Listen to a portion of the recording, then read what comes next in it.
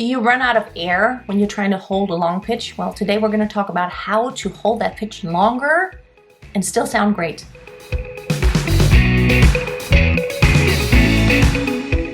Before we get into the video, let me make a quick announcement. I'm just in the process of opening my brand new program, the Online Singing School. It's so much more than just a video course. There's going to be community, there's going to be live Q&A and master classes and expert interviews.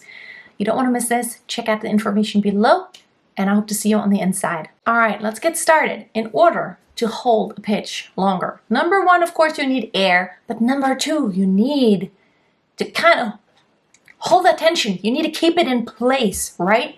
What happens a lot of times, it either goes flat or you run out of air, or it gets really narrow and pressed and tense, and then you kind of compensate by pushing more air, and then it all goes south, right?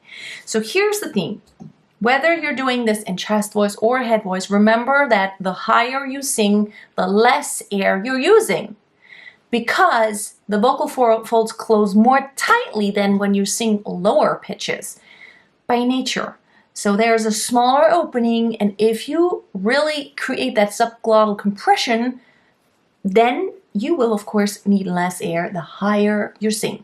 So this pitch, ya, kind of soft and low, needs a lot less air than this pitch.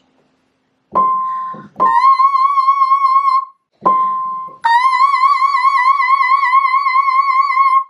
I could really hold that top one for so long because I have a lot of compression going on in my vocal cords, close tightly, I'm supported. So here's number one to the equation. You want to take a deep breath, expand your ribs. You don't want to go shallow. You want to take a deep breath. Of course you've done that. Of course, that's a no-brainer. Now, here it goes. You want to take a straw and practice blowing through it. So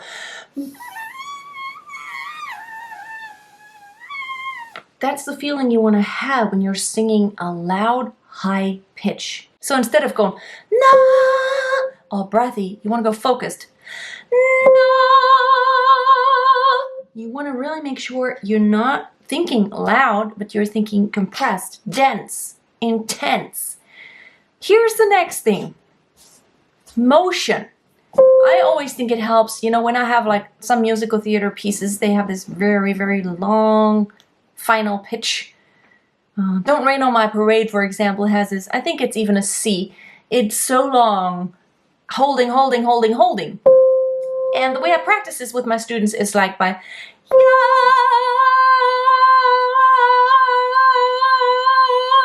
So we start with motion, or even do like an accent, yeah. So anything that will keep your support engaged, and you want to keep it active. The next thing you want to keep active is your vowel. So when you're singing on a long ah, here's what happens. Let me do head voice. It's a little easier now.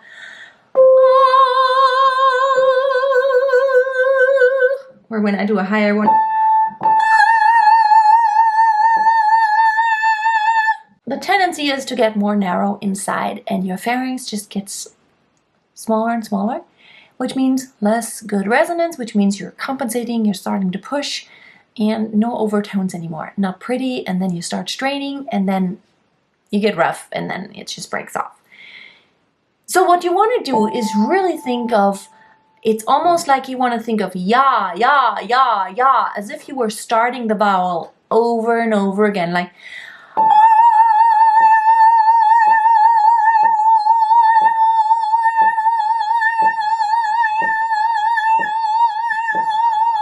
Of course, we do this just to kind of remind ourselves what that feels like and use it as a crutch.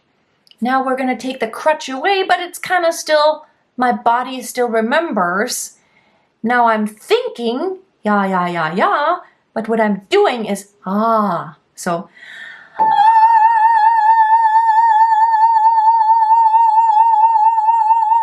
I'm thinking I'm moving from the ya to the ah all the time. Opening up, opening up, opening up, opening up. And just by reminding myself to open up, and open up, it stays open so much better. So motion, accents, It really keeps engaged what needs to be engaged. Try it out. Until next time, always keep a song in your heart and always keep on singing. Amazing grace, how sweet the sound that saved a wretch like me.